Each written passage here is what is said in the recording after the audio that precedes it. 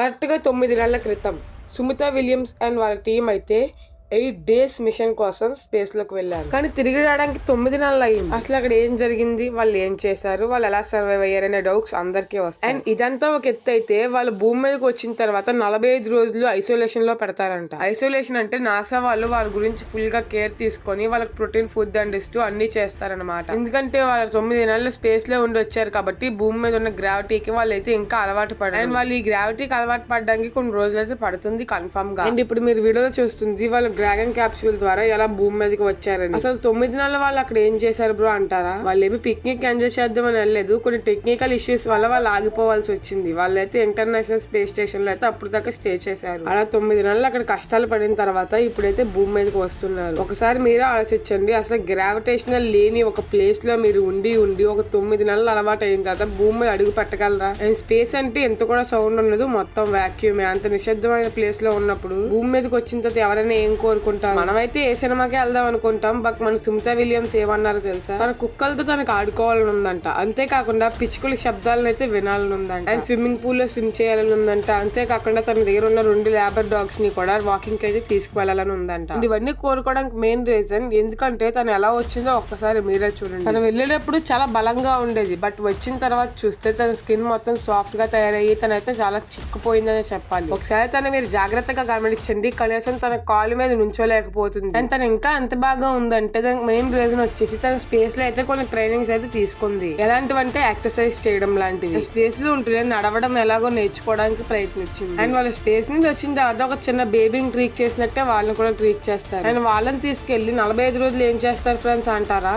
అది మనం నెక్స్ట్ వీడియోలో చూద్దాం. అండ్ ఇది సుమిత విలియమ్స్ బయటకు వచ్చిన వీడియో అనమాట. అండ్ ఇప్పుడు తన టీమ్మేట్ ఎలా బయటకు వచ్చాడో మనం చూద్దాం friends. And only Sumitha Williams గురించే కాదు, వాళ్ళ టీమ్మేట్ కూడా ఎంతో కష్టపడ్డాడని చెప్పాలి. అండ్ తన రీమేక్స్ కూడా స్పేస్ లోనే ఉన్నారు, వాళ్ళు కూడా 0 గ్రావిటీలోనే ఉన్నారు ఫ్రెండ్స్. అండ్ సో మన సుమిత విలియమ్స్ తీసుకువెళ్తున్నట్టే వీళ్ళని కూడా 45 days అయితే తీసుకువెళ్తారు. అండ్ 45 days కూడా వీళ్ళ గురించి ఫుల్ గా కేర్ తీసుకొని వాళ్ళు పూర్తిగా రికవర్ అయ్యి బాగా నడగడిగే స్టేజ్ కి వచ్చిన తర్వాత వాళ్ళని వదులుతారు. మరికొన్ని డీటెయిల్స్ దొరికిన తర్వాత ఇంకా క్లారిటీగా వీళ్ళందరి గురించి మీ అందరికీ ఎక్స్ప్లెయిన్ చేయడానికి ప్రయత్నిస్తాను ఫ్రెండ్స్. అండ్ ఇంకొక 2-3 రోజుల్లో పార్ట్ 2 తో అయితే మేము ముందు ఉంటారు. అంతవరకు బాయ్ ఫ్రెండ్స్.